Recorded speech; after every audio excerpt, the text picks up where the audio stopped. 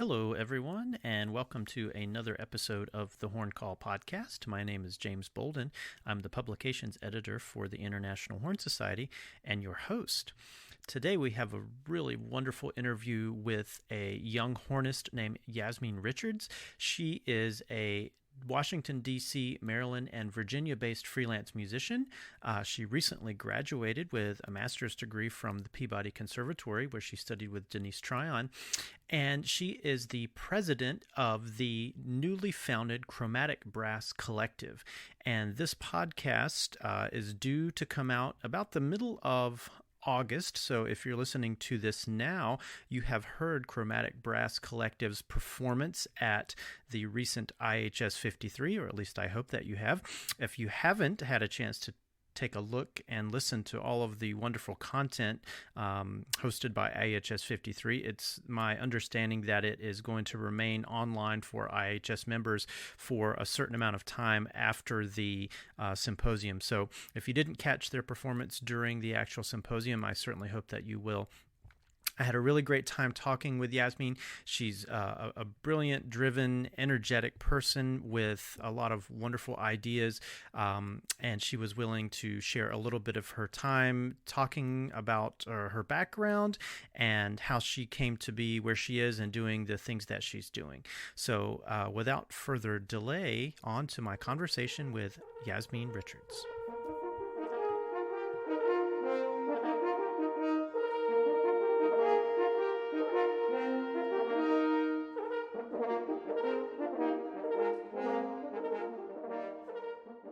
Yeah, thanks for being here today. I'm really looking forward to speaking with you. I'm excited. I'm excited to speak with you too.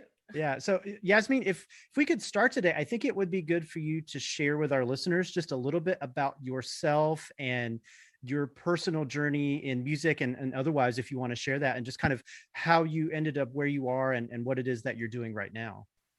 Yeah, awesome. So I am originally from the Bay Area, so Oakland, California, and I grew up moving around a lot. I moved between the Bay Area, Los Angeles County general, and Albuquerque, New Mexico. So oh wow. we moved a lot growing up, and I think that sort of influenced the way that I look at the world, because there's a lot of different cultures in between those states. So moving around really sort of taught me different cultures and the way that they look at different things within those cultures, namely Blackness and being a woman and all these kinds of things, and it really sort of informed that view. So we moved around a lot and then ended up sort of landing in Southern California, going from 6th grade on. And I stayed there, and that was great. It was I was in LAUSD, which is, I don't know if it's the largest, the second largest school district in the country, and has been historically underfunded depending on where you're talking about. So, and that's where I was. So it was also a lot of cutting the music programs, conversations. It was a lot of things like that. And I had always sort of felt like it was such a privilege to sort of even be in the room of a French horn or in the room of all these kinds of instruments, So on top of that, to know that that was being cut for other people, that really sort of, wasn't awesome. And my school was fortunate in that I guess we just had a well-known middle school music program. So it sort of kept going, but that wasn't the case for other schools. And this was around 2008-ish, 10 or 8-ish, 9-ish, when people were sort of cutting a lot of arts funding. So that, and I kind of got brought up in that. So my grandfather actually plays a saxophone. My grandfather plays a saxophone. He plays all saxophones. So I grew up sort of listening to him play jazz a lot. I would grow up to him, doing scales. I would wake up at 7 a.m. to, just saxophone 8. And I really wanted to play saxophone because I was like, oh, he can do it. And this looks awesome. And he can help me, So I was put in wind band, and I was not happy about that because prior to the saxophone, I wanted to do the violin, but, And so, making, lemons out of lemonade, I was like, yeah, I'll be on the saxophone. And so we had to choose like 3 different instruments that we wanted. And I think the French horn was actually an extra credit one. Oh, okay. Meant that nobody really knew about. So I chose like the flute, the trombone, and the saxophone. Personally, I thought I was great at the saxophone. I was terrible at the flute, couldn't get a sound out, still can't.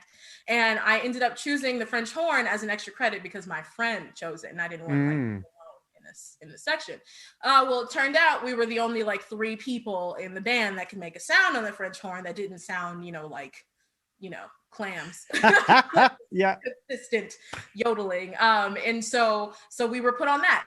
And that was, I had been put on the French horn from 7th grade and then on, and I did not like PE in high school. And they said marching band, PE credits. So I was like, yeah. So I was in marching band all the way through there, and then went to UCLA after that. I had not really had private lessons up until the end of my junior year of high school. I didn't really know that was a possibility until I had sort of talked to my teacher, and he actually put me in contact with Annie. So it was the end of my junior year, and then she, puts me in this world, is like, if you're gonna do it, let's do it. So then I'm in, horn camp, I'm at Idlewild, I'm doing all these things that I'm like, what? This is a whole world that it seems like other people have been in for a while.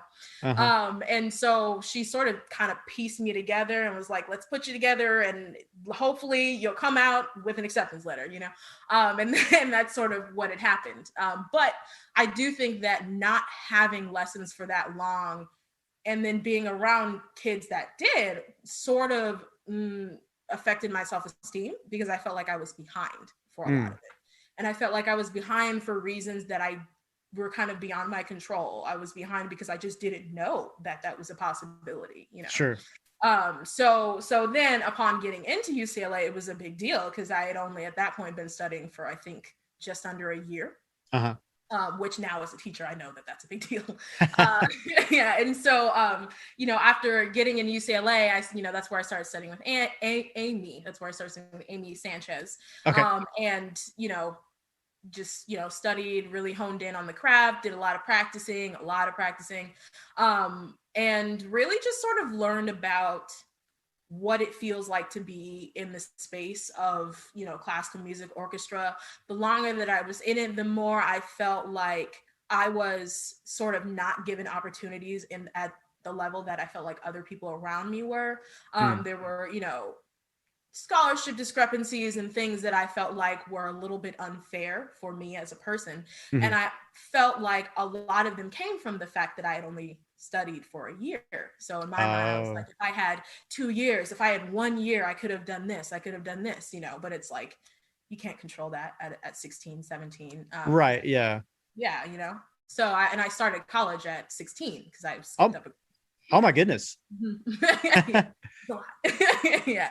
So what was that process like? I'm sorry to stop you, and we'll definitely pick up from here, but I wanted to just kind of ask you, I see a lot of college, pre-college students, high school juniors and seniors in my job as teaching at a university. And that's such a difficult decision for them. They really fret over like, well, what do I want to major in? And is this something I can make into a career? Parents are always concerned about, well, are you going to be able to pay your bills as a music major? Why would you go into music?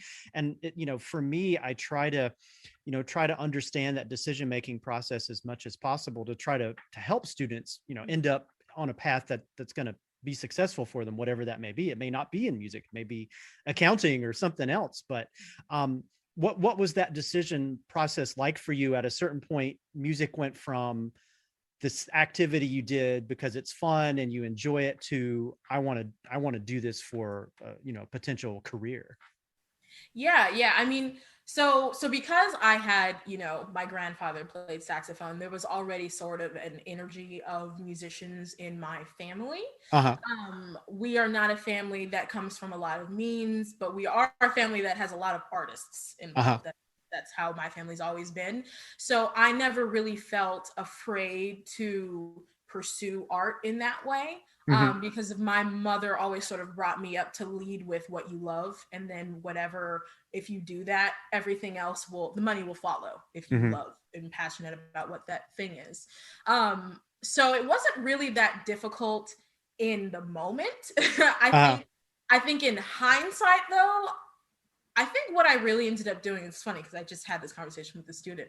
I really just led with like my dream. Like, I think that's something that a lot of kids don't really have the privilege of doing anymore. I think because we're so, disheartened / jaded with student loans, with all these other things, the magic and the fun of college has really gone away, and initially, I mean, I remember growing up and being like, I really want to go to Harvard. Like, that was like my thing, I didn't care about the tuition. I didn't care about anything. And now, but the out of state, what? I don't even know what that is, but to lead with what you love, and then to have also the other requirements that you need the money or aspect, you need the, academic aspect, and to really average it out rather than choosing one or the other. I think that was sort of, yeah. Yeah, there's a lot of variables in the equation, especially with how expensive college is now. It's just incredibly expensive. What was it like studying at UCLA? What was the music program like there? The music program at UCLA was good. It was budding at that time. It was very much sort of in this period of transition, because I think they got a pretty big endowment my last year, and they became like official, and I think an official school of music my last year, prior to just being in the School of Arts and Architecture, I think.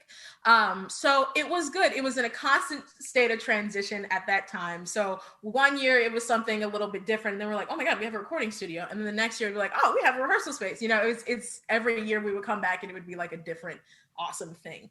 Oh, how exciting. That is amazing. Yeah. Yeah. It sort of was like that. And, you come back over the summer and you're like, oh, okay, well, I guess we have a state of the art, blank. But it was great to the extent that it was small. And I had a great time really getting to know everybody. There was a really good community at UCLA, specifically School of Music. I think it was only at that time maybe like 300 kids or something like that. So everybody really knew each other really well. And I think that really helped me stay accountable with practicing and with all these other kinds of things, because it's like, well, my friend's practicing, so I'm either going to eat lunch alone or like sit here and eat lunch in a practice room. And if I'm already in a practice room, well, I might as well just practice, Right. So yeah, that was really cool. And they also did a lot of like cool contemporary music stuff, because like Gloria Chang is on staff there. So I did some contempo flux stuff that was really awesome, that I don't think I would have had as much of an experience depending on the other school I would have gone to. And they had a really awesome outreach program. They had the, I think, Gluck Outreach Fellowship Program, or Gluck Outreach Program. And it was great. We basically made a woodwind quintet and we just, toured around Los Angeles, and it was really, oh, that sounds awesome. It was really awesome. So we were in charge of making our own program. We had to make basically everything. We had to structure the concerts and everything like that. And it really helped in hindsight to do what I'm doing now. So yeah, what an amazing opportunity to like put together those skills in like entrepreneurship and organization, and that's really cool. Yeah, it was awesome. And we got to learn about, okay, for this audience versus this audience, for kids versus this. I learned to give kids more credit as far as what they like to listen to. Children can be amazingly perceptive. I think they don't get bogged down with so much of the stuff that gets in our way as adults, right? They're just kind of like no filter in the best way and sometimes in the worst way. Yes. So they're just like, I just like how it sounded. And I'm like, all right, that's what it's about. So absolutely. Well, that's cool. Well, how did you end up moving to the East Coast then from Southern California out to Peabody? Yeah, very, very big change in everything. I really wanted to go to Peabody. I wanted to go to Peabody, I think, all the way from my sophomore year of college. Okay. I was a volunteer at IHS, I think 47. I think 47 was the one in Los Angeles. Or Yeah. Oh, I was at that one. Yeah. yeah. In 2015. Yeah. Yeah, it was great. And I really, ran around following Annie, being like, what do you need? What do you need? What do you need? She was like, Okay, so you're one of the ones that made that such an awesome IHS. Like in my memory, that's up there with just such an amazing experience. it really was. It really was. And like I was talking to Annie, because I mean she had sort of been my mentor all the way from 2011. So when she got the bid to do it, and she was doing it, and building it, and I remember being like, the t-shirts, well, Yasmeen, what do you think about the t-shirts? Do you think, I really loved helping her, or just watching her put it all together, this like huge thing, So I was sort of running around with her all the time, whether it was signing people in, because I was smart to the extent that I can do anything under the volunteer sheet. And I didn't know that meant page turning. That was the thing. Yeah, I didn't know that they would actually take me up on that one right there. So I actually ended up page turning for a recital for Denise, Tryon, and Stefan Dorr. Okay, yeah, I was at that recital. Yeah, and I was terrified. Oh my goodness. I think I only page turned for Denise, Tryon, and then Stefan had his own like person, or he was doing it by heart. I don't even know. But I definitely did it for Denise. And I remember just being backstage with Denise, Tryon, and Stefan Dorr, and they're just, talking and doing all that. And I'm just like, oh my God, this is wild. I'm just like 17.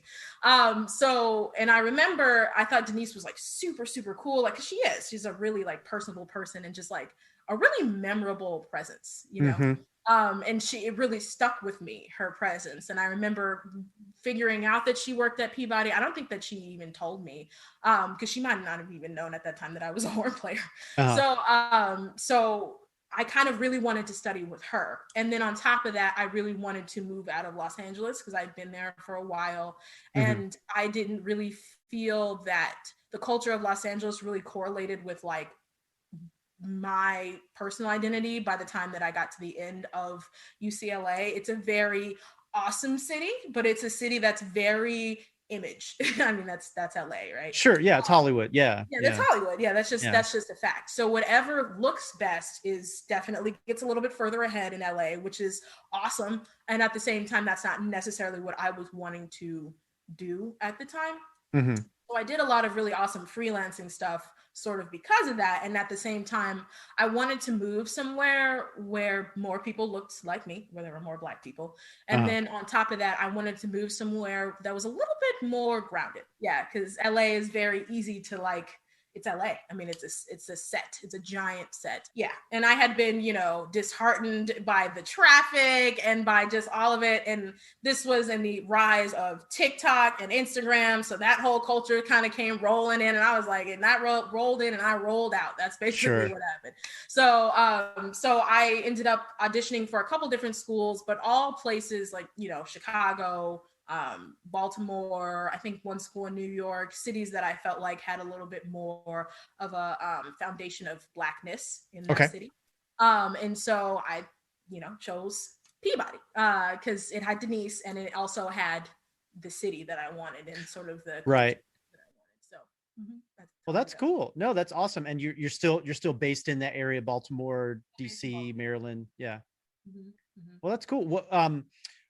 What was that process like? And this is always I talk about the students making the decision at the high school level, getting into college.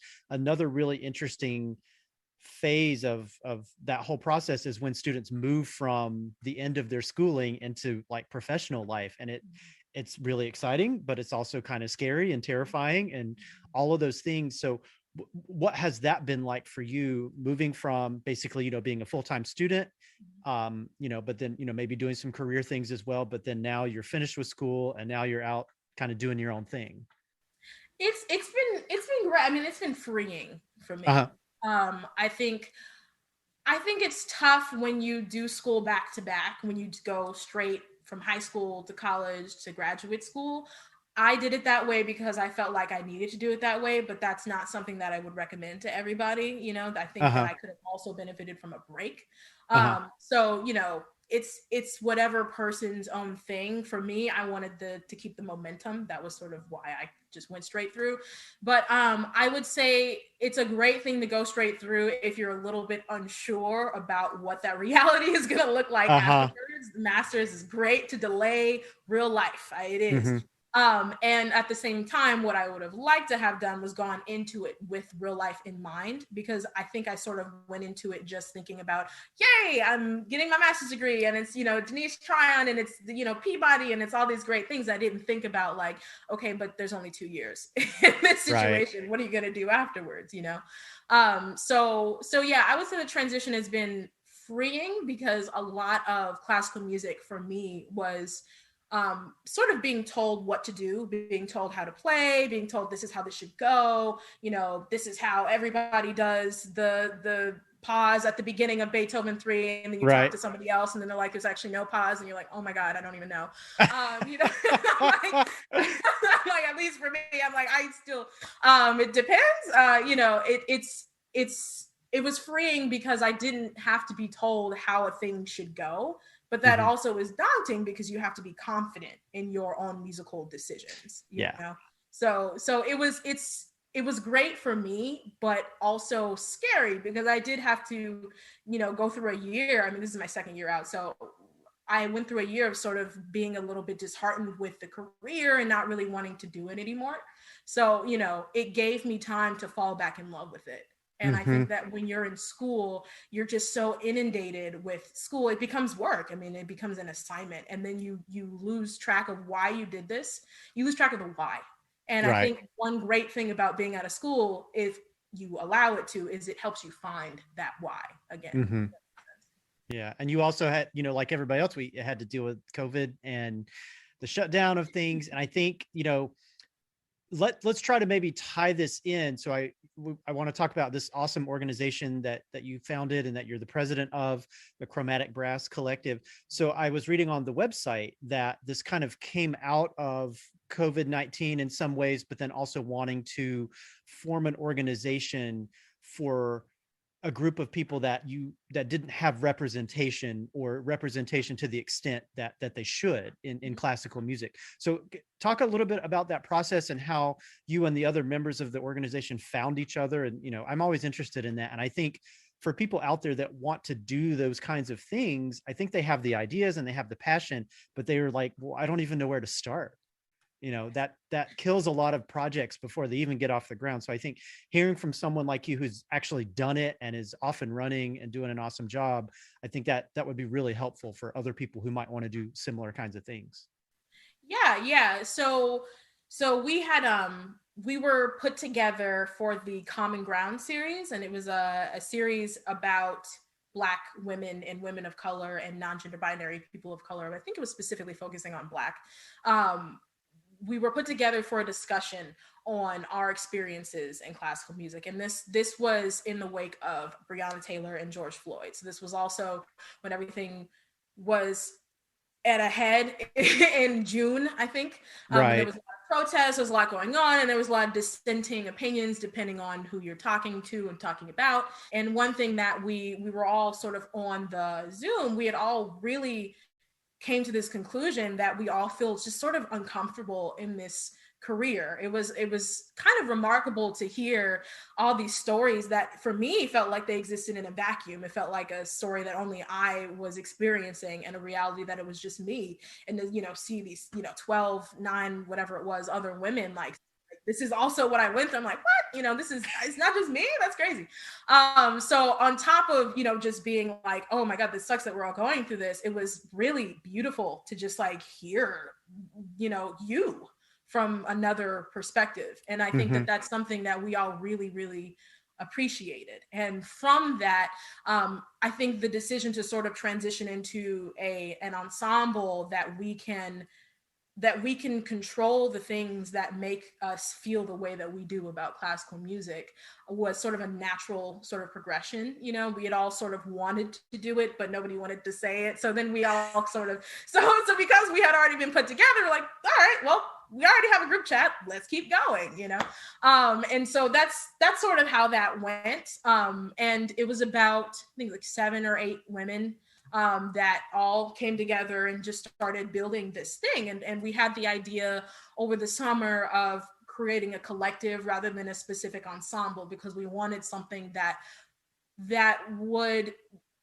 every single person, regardless of their skill, would be able to feel and see themselves in. That was a really important thing. Because even though at times I would see myself in, Velvet or Nikki Cash or all these awesome people, I wouldn't, because in my mind the talent wasn't there. But in my mind, that is because of the confidence. You don't see yourself in people if you don't see yourself in people. So we wanted to make an ensemble that did that, and that we could connect professionals and connect, Velvets, and we could connect all these awesome seasoned people with people that are a little bit younger than me, people that are in high school or really in college. So that was sort of how we came up with the idea of a collective rather than a like set ensemble. If we had a collective, we could sort of pull from the collective into the ensemble, if that makes sense. So no, that makes and it can be what it needs to be for whatever situation. Yeah, that's what we wanted. So if we had an outreach concert, since we're all over the country, if we had an outreach concert in Chicago, we could call the people in the collective that are in that area, and they could do it there. If we had, and so on and so forth. So it would be multiple ensembles at once under the umbrella of the collective rather than the other way around. So that was sort of how we came up with that idea. And we sort of, made it all online. I think we started through, pretty sure, Facebook Messenger. That was where we came up with the name, and the logo was that. And then everything else was moved on to Slack, and that's pretty much what we've been using ever since. So yeah, and we have, weekly meetings and all that kind of stuff. So I don't know if you had more questions about No, that's excellent. And the website is lovely. Let me make sure I have the web address, and I'll put it in the show notes. Chromaticbrass.org is the website, and it's beautiful. It's a really lovely website. The logo looks great. I mean, this is to have put something like this together so quickly. I mean, not to single out any one organization or any one single institution, but things often move very slowly. People love to get together and talk about doing something, and then it never gets done. So I am incredibly inspired that you made this happen, and you did it. And lots of other folks might just be talking about it still and not actually making it happen. So I think that's really cool. Yeah. I think, it's really just the passion of each individual person, and sort of really understanding that we're building our careers when we build this. We're not just building an ensemble. We're not just building a collective. We're building our futures. And one thing that we all sort of came to the conclusion of, or that a lot of us did after that initial, Zoom conversation, was that, currently as it stands, there is no space that we feel safe playing this instrument, that we feel like our voices are heard, that we feel like there are no preconceived notions or any racism, any misogyny, anything like that in an ensemble for us. We really all realize like we don't have a place to play, so I think the want and the fire that is building this so quickly is coming from that place of like, I want to play in this. Like, that's for me how it is. And like, I want to build it already so I can be in the collective. So yeah.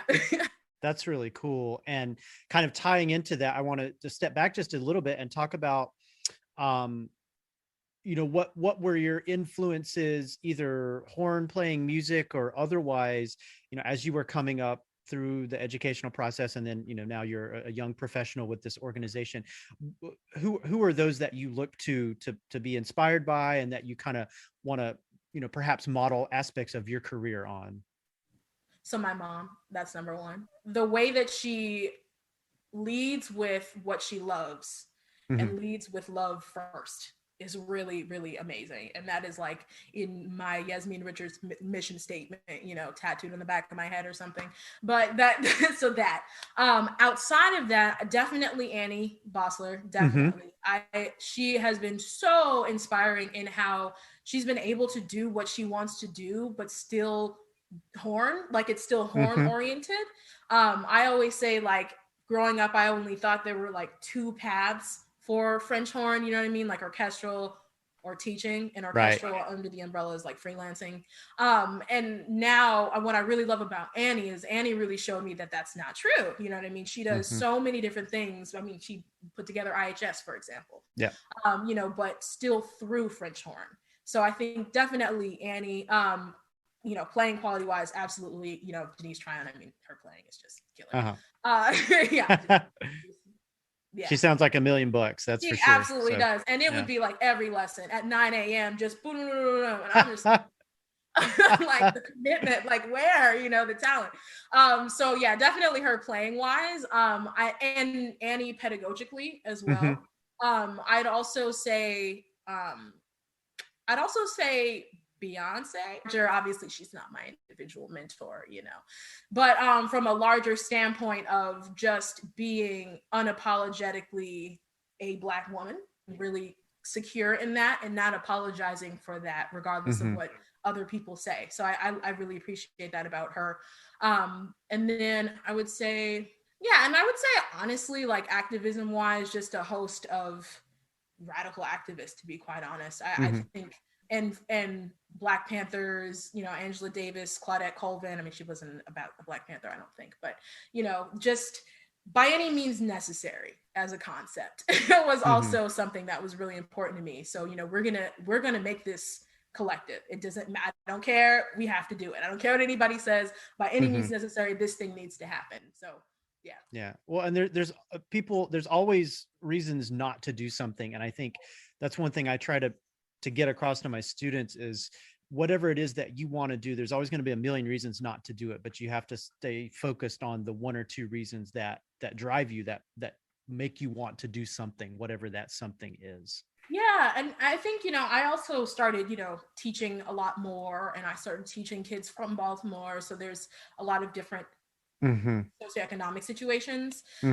And that's something that I would have to tell them that, you know, and once you teach something, you know, you can't be a hypocrite. You have to follow what you teach, which is hard sometimes. Yep. Yeah. Cause you're like, oh, right. I wasn't breathing. Oh, right. You know, like I told you to. So yeah, I would say a lot of them, the students that I just, you know, interacted with, I was an all boys school music teacher for a year. It was rough, but wow.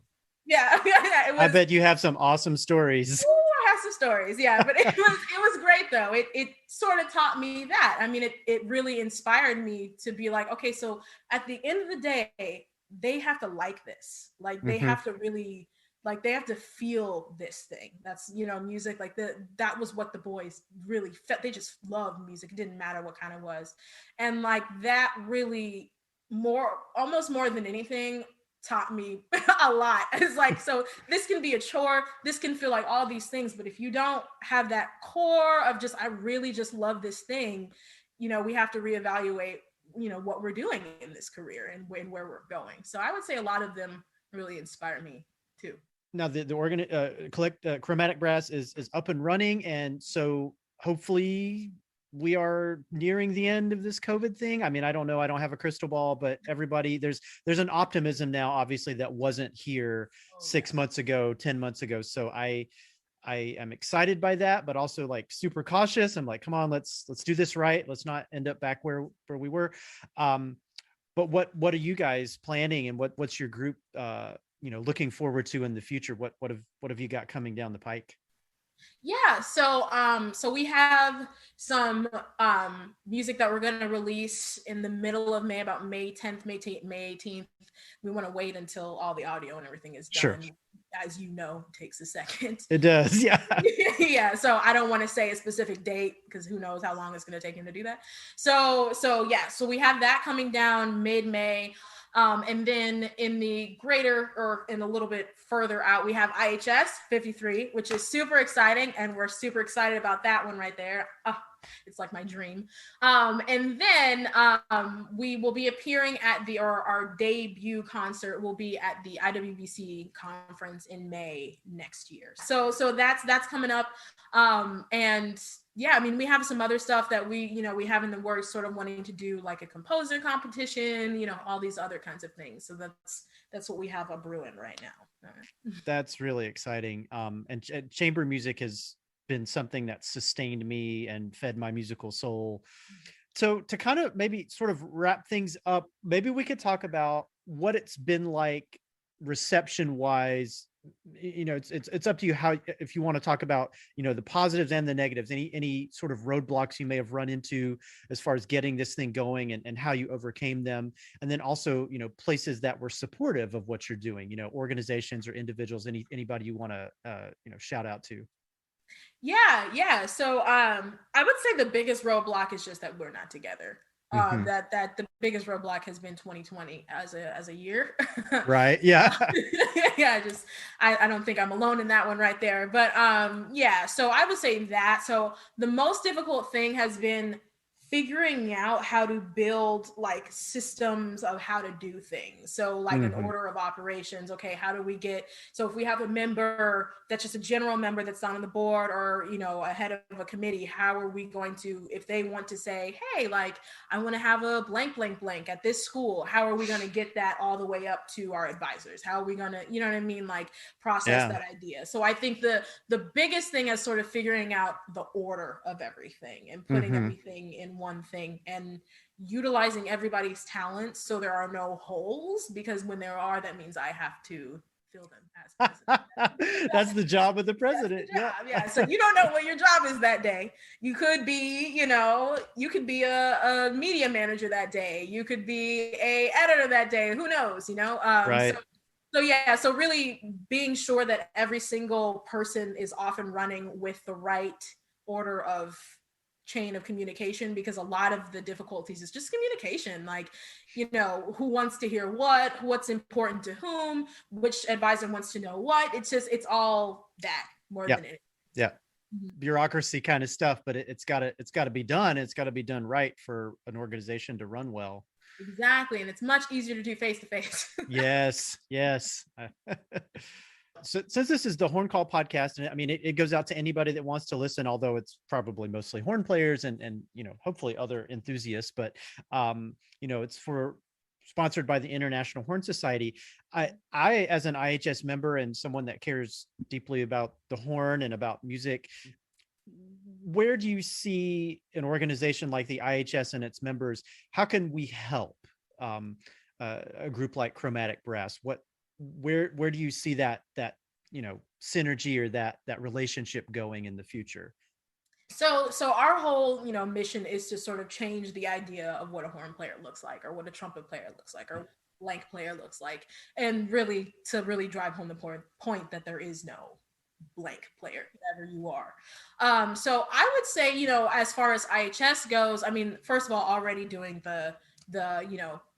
the bronze sponsorship and everything like that, that's already great, and giving us sort of a platform to say what we have to say. I think definitely, as we go forward and have more and more performers that are really willing to do that, perhaps platforming them, that would be really awesome. I also think that some kind of program to get kids to IHS too would be really awesome, and I don't know if that would be through the school, but no, definitely through us, that would be awesome too. And the school. Yeah, I mean, in the longer term, I mean, I'd love, to figure out instrument grants for students. I'd love to figure out all these other kinds of things, but just whatever we need to do to sort of change that there is no set idea of what a horn player looks like. Right. So if that means we have to have more composers of whatever of color, that means we have to have more, female, brown horn players, and platform them on maybe instead of a program with, Denise Tryon and Stefan Dorr, it could be Denise Tryon and Stefan Dorr and third person, Sure. something like that. I remember what was awesome about IHS 47, which was like the most mind melting part, was when we did the Hollywood Bowl thing and they did Till all together and Concertstück. And it was like all-star game of French horn playing. Yeah. I was like, oh, this is the greatest hits. Like, this is, these are all my reference recordings. It's insane. So yeah, something like that, you know what I mean? Maybe put one or two people on that stage, stuff like that. I would just, ask myself at every single iota of how we develop IHS, can we put 3 or 4 or 5 or 6 non, Sure. or women in this situation. You know what I mean? That's how I would say, because there's no one way. So how I like to think about it is it's just every level of the building, if that makes sense. Excellent. No, that makes perfect sense. All right. Well, thank you so much for speaking with me today, Yasmeen. It's been a real pleasure. Yeah.